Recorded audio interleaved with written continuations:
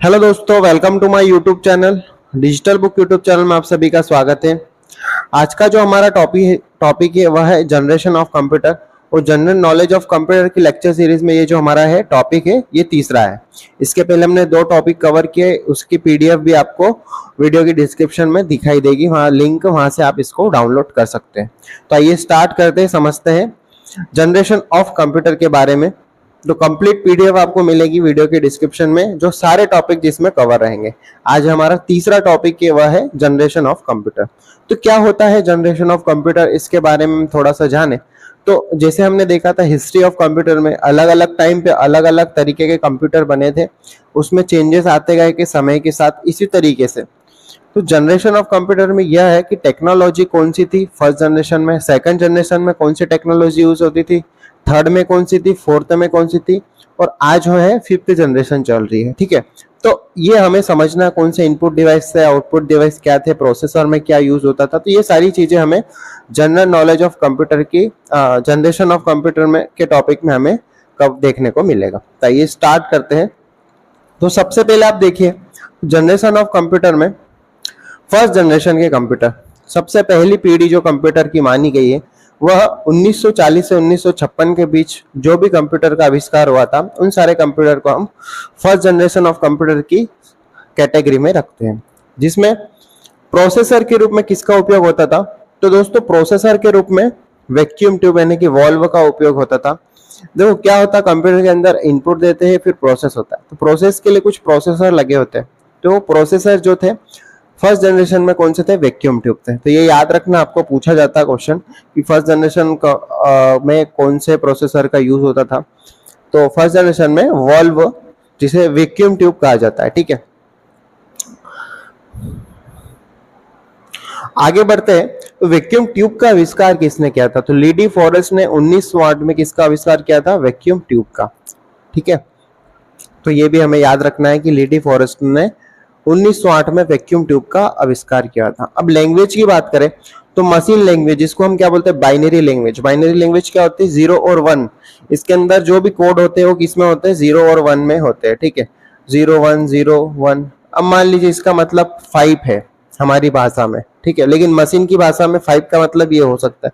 ये मैं बता रहा हूँ, ये जरूरी नहीं यही कोड हो, लेकिन ये एक एग्जाम्पल है। ठीक है, तो वही बात कह रहा हूं मैं कि मशीन भाषा में जो थे इसकी लैंग्वेज थी। मतलब कि अगर हमें इस कंप्यूटर को ऑपरेट करना थे फर्स्ट जनरेशन के, तो उसको मशीन भाषा में हमें इंस्ट्रक्शन देने होते थे, और आम आदमी उसको ऑपरेट नहीं कर पाता था क्योंकि मशीन भाषा हर कोई नहीं जानता था। ठीक है, तो जो वैज्ञानिक वगैरह थे वही लोग इसको जानते थे और वही इसको ऑपरेट कर पाते थे। तो इसकी भाषा कौन सी थी? बाइनरी भाषा। ठीक है, आगे बात, स्टोरेज डिवाइस में मैग्नेटिक ड्रम का यूज होता था। ठीक है, जिसको हम चुंबकीय ड्रम भी कहते हैं। तो स्टोरेज डिवाइस में मैग्नेटिक ड्रम का यूज होता था। जब हम डिवाइस पढ़ेंगे, इनपुट आउटपुट और स्टोरेज, तो उसमें हम सारे डिवाइस देखने को मिलेंगे। आप अभी सिर्फ समझिए कि ये यूज होता था, लेकिन जब इसके डिटेल की बात करेंगे कैसे था क्या था, तो वो हम आगे कवर करेंगे। ठीक है, उसके बाद बात करते बेच ऑपरेटिंग सिस्टम, इसमें यूज होता था। यह भी हम ऑपरेटिंग सिस्टम के टॉपिक में बेच ऑपरेटिंग सिस्टम के बारे में समझेंगे। बेच ऑपरेटिंग सिस्टम यूज होता था किसमें? फर्स्ट जनरेशन ऑफ कंप्यूटर में। इनपुट आउटपुट के लिए पंच कार्ड एवं पेपर टेप का उपयोग होता था। इनपुट आउटपुट के लिए किसका उपयोग होता था? पंच कार्ड और पेपर टेप का। ठीक है, एग्जाम्पल की बात करें तो ENIAC, UNIAC, मार्क 1, ये सारे किसके एग्जाम्पल है? फर्स्ट जनरेशन ऑफ कंप्यूटर के एग्जाम्पल है। ठीक है, एप्लीकेशन की बात करें तो वैज्ञानिक उद्देश्य, अनुसंधान के लिए, सेना के लिए इसका उपयोग होता था। उसके बाद आता है कैरेक्टरिस्टिक की बात करें, विशेषताओं की बात करें तो भैया विशेषताओं में यूज साइज, विशाल आकार है, वो भारी था। अब इसको विशेषता में क्यों रखा गया? क्योंकि उस समय के लिए यह अपने आप में एक विशेष था। तो उसका जो साइज था, विशाल आकार था, भारी था, ये भी एक विशेषता थी उस समय में इसकी। महंगे थे भैया, कोई खरीद नहीं सकता। आज जैसे हम देखते हैं आईफोन की एक अपनी एक विशेषता थी एक समय पहले कि हर कोई नहीं खरीद सकता था। तो आज तो हर कोई खरीद लेता है नॉर्मली, लेकिन उस समय कोई नहीं खरीद पाता था। तो उसकी एक विशेषता थी कि भैया काफी महंगा है, आपसे खरीद नहीं सकते। यही बात यहाँ पे भी होती थी कि महंगा है मतलब काफी अच्छी उसमें कुछ बात होगी। ठीक है, तो उसकी एक विशेषता हो गई थी। सीमित भंडारण था, ज़्यादा हम भंडारण नहीं कर पाते थे, इसमें ज़्यादा स्टोरेज नहीं हो पाता था। स्लो इनपुट आउटपुट था, धीमी गति से इनपुट आउटपुट मिलता था हमें। आज तो बहुत फास्ट मिलता है।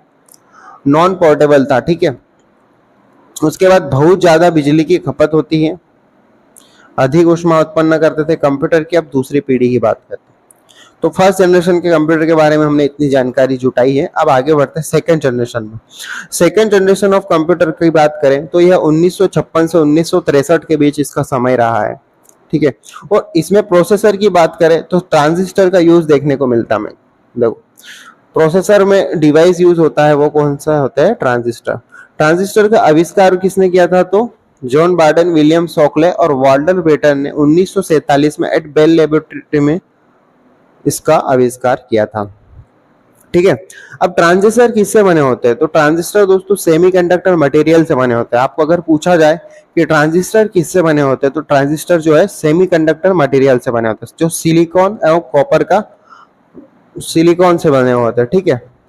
लैंग्वेज की बात करें तो सेकंड जनरेशन के जो कंप्यूटर थे उसमें असेंबली भाषा या उच्च स्तरीय भाषा का प्रयोग किया जाने लगा, ठीक है, जिसमें assembly language instruction use abbreviation called mnemonics, ठीक है। अब देखो ये क्या होता था, मैंने आपको बताया था कि पहले क्या था कि हमें अगर उसको ऑपरेट करना है या एडिशन कराना है तो मशीन लैंग्वेज में हमें उसको कोड लिख के देना होता था कंप्यूटर को, तो उसी कोड को एज इट इज वो एग्जीक्यूट कर देता था। यहाँ पे क्या होने लगा कि यहाँ पे एक लैंग्वेज का आविष्कार हुआ था जिसको हम असेंबली लैंग्वेज बोलते हैं, ठीक है, जो कि एक उच्च स्तरीय भाषा लैंग्वेज थी। और वो ये असेंबली लैंग्वेज को हम जानते हैं, कौन जानते हैं? हम। कंप्यूटर तो बाइनरी भाषा को ही समझता है, मशीन लैंग्वेज को ही समझता है, लेकिन ये असेंबली लैंग्वेज में जब हम कोड बना के भेजते थे, मतलब मान ले असेंबली लैंग्वेज में मैंने ऐड का ये कमांड चलाई, ऐड की, तो ये कन्वर्ट हो जाती थी मशीन भाषा में ऑटोमेटिक, और फिर उसको कंप्यूटर को दे देती थी और वह उसको सॉल्व कर लेता है। तो यही बात रही है कि थोड़ा सा आसान हो गया, कंप्यूटर को ऑपरेट करना काफी थोड़ा आसान हो गया, क्योंकि यहाँ पे क्या हुआ था कि अब ह्यूमन मतलब हम जो जानते हैं, ठीक है, व्यक्ति जो जानता है भाषा, उस भाषा का प्रयोग हमें यहाँ पे देखने को मिलता है। तो ये उच्च स्तरीय भाषा हो गई, ठीक है। तो आपको इतना समझ में आ रहा होगा कि यहाँ पे थोड़ा सा आसान हो गया था कंप्यूटर को ऑपरेट करना। सब्ट्रैक्शन करना है तो हम SUB लिख देते थे, ठीक है। अब आगे बढ़ते हैं स्टोरेज की। तो यहाँ पे चुंबकीय कोर टेक्नोलॉजी का मैग्नेटिक टेप यूज होने लगा था, ठीक है। और ऑपरेटिंग सिस्टम की बात करें तो टाइम शेयरिंग एवं मल्टीटास्किंग ऑपरेटिंग सिस्टम यहाँ पे हमें देखने को मिलता है। इनपुट आउटपुट की बात करें तो पंच कार्ड जो था, इसमें इनपुट आउटपुट डिवाइस के रूप में इसका उपयोग किया जाता था।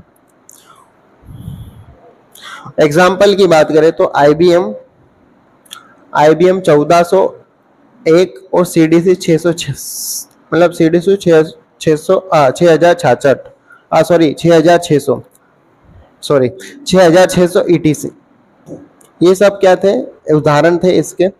एप्लीकेशन की बात करें तो वाणिज्यिक उत्पादन, व्यवसाय, वैज्ञानिक कार्यों के लिए उपयोग।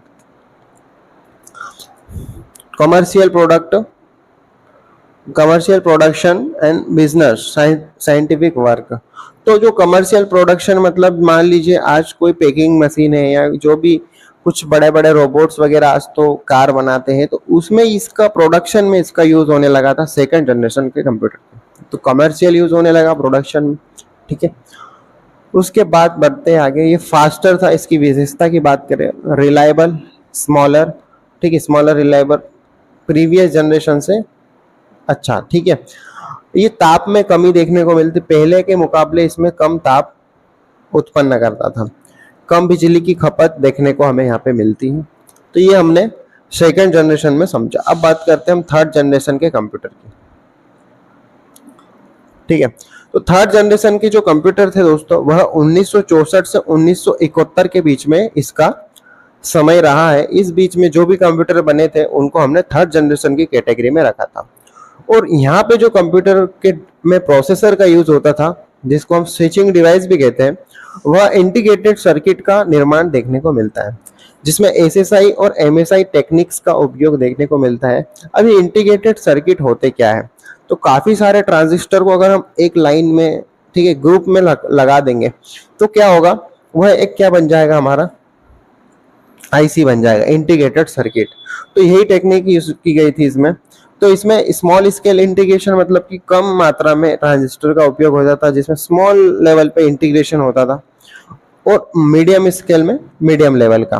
तो आईसी जो मेड थे वो किससे थे, सिलिकॉन से। इंटीग्रेटेड सर्किट किससे बनते थे, सिलिकॉन से।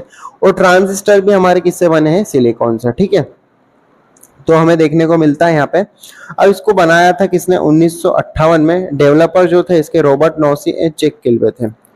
इसका अन्य नाम क्या है, चिप। आपको पूछा जाए कि प्रोसेसर के लिए के रूप में चिप का उपयोग कौन सी जनरेशन के कंप्यूटर में किया जाता था, तो आप बताइएगा, थर्ड जनरेशन के कंप्यूटर में किया जाता। फर्स्ट जनरेशन में वैक्यूम ट्यूब, सेकंड में ट्रांजिस्टर, थर्ड में चिप। इसको हम इंटीग्रेटेड सर्किट कहते हैं, ठीक है। अब यहाँ पे बात करें कि कंप्यूटर में कौन सी लैंग्वेज यूज होती थी उसको ऑपरेट करने के लिए, ठीक है। तो फोर्ट्रॉन, कोबोल और एल्गोल, ये भी सब क्या है, हाई लेवल लैंग्वेज है। लैंग्वेज के टॉपिक में हम लैंग्वेज को अच्छे से समझेंगे, ठीक है। अभी आप सिर्फ याद रखिए, समझते जाइए थोड़ा सा, ठीक है। तो ये हमने समझा यहाँ तक। भाषा की बात करें तो उच्च स्तरीय भाषा हमने बता दिया आपको। स्टोरेज की बात करें तो मैग्नेटिक टेप एवं रैम का उपयोग किया जाने लगा।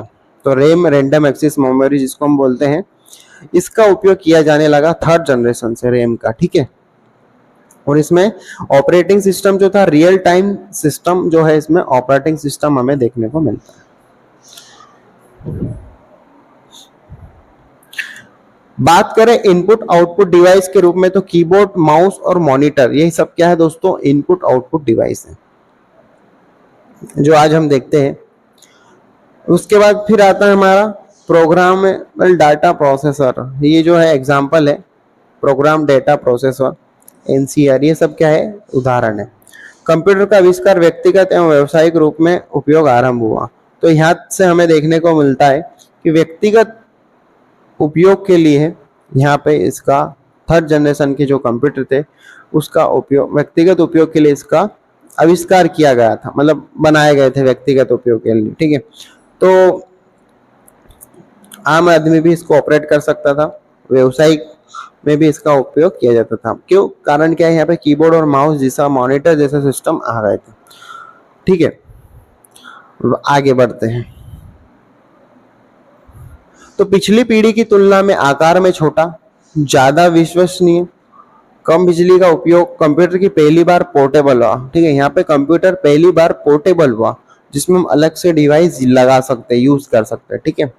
एयर कंडीशनिंग की आवश्यकता थी। आईसी के निर्माण के लिए अत्यधिक परिष्कृत टेक्निक, मतलब कि आईसी के निर्माण को बढ़ावा दिया था यहाँ पे। क्यों, क्योंकि यहाँ पे कंप्यूटर में यूज होने लगे आईसी, तो इसको काफी ज्यादा बढ़ावा मिल गया था, ठीक है। तो देखो यहाँ पे लिखा है, highly technology required for manufacturing of IC chip. आगे बढ़ते, चौथी पीढ़ी के कंप्यूटर की बात करें तो 1971 से 1980 के बीच के जो कंप्यूटर थे वह फोर्थ जनरेशन के हमारे कंप्यूटर थे, ठीक है। अब इसमें आता है माइक्रो प्रोसेसर की बात होती है, जो इसमें जो प्रोसेसर के लिए रूप में जो उपयोग होता था वह माइक्रो प्रोसेसर उपयोग होने लगा। Micro processor large scale integration होता है और वेरी लार्ज स्केल इंटीग्रेशन होता है, जिसमें एसएलआई, एलएसआई और वीएलएसआई तकनीक का उपयोग देखने को मिलता है। माइक्रो प्रोसेसर इसमें जो है थाउजेंड्स ऑफ आईसीस, मतलब कि आप समझिए कि माइक्रो प्रोसेसर के अंदर क्या होता था, तो कई सारे थाउजेंड्स ऑफ इंटीग्रेटेड सर्किट इसमें लगे होते थे। तो उसी से मिलकर बना है यह माइक्रो प्रोसेसर। एक माइक्रो प्रोसेसर में हजारों इंटीग्रेटेड सर्किट होते हैं, और इसको 1971 में इसका फाउंडेशन हुआ था माइक्रो प्रोसेसर का, ठीक है। इसको बनाने वाले थे टेडहॉफ, फेडरिको फेगन, ये व्यक्ति थे जिन्होंने माइक्रो प्रोसेसर को बनाया था, टेडहॉफ और फेडरिको फेगन। आपको पूछा जाए कि दुनिया का पहला माइक्रो प्रोसेसर, तो इंटेल 4004 जो है दुनिया का पहला माइक्रो प्रोसेसर है। तो आपको ये ध्यान रखना है कि दुनिया का पहला माइक्रो प्रोसेसर क्या है, तो इंटेल 4004। इसमें उच्च स्तरीय भाषा यानी कि एसक्यूएल आदि का उपयोग होता है। एसक्यूएल क्या होता है, स्ट्रक्चर क्वेरी लैंग्वेज, ठीक है। सेमीकंडक्टर मेमोरी का यूज होता था और विंचेस्टर डिस्क का उपयोग देखने को मिलता है। तो ये फोर्थ जनरेशन के कंप्यूटर थे। सेमीकंडक्टर, विंचेस्टर डिस्क और मैग्नेटिक टेप, फ्लॉपी डिस्क, ये पोर्टेबल स्टोरेज डिवाइस जो थे अलग से लगने लग गए थे। जो magnetic tape and floppy disk का हमें यहाँ पे अलग से देखने को मिलता है। ऑपरेटिंग सिस्टम की बात करें तो टाइम शेयरिंग ऑपरेटिंग सिस्टम हमें देखने को मिलता है, ठीक है।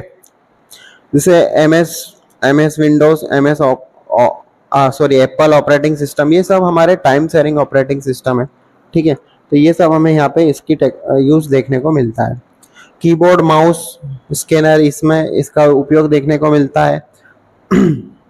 मॉनिटर, ठीक है। ये फिर उसके बाद IBM, एप्पल, मैकेंटोस, ये सब जो है हमें यहाँ पे देखने को पर्सनल और साइंटिफिक यूज के लिए यहाँ पे इसका उपयोग देखने को मिलता है।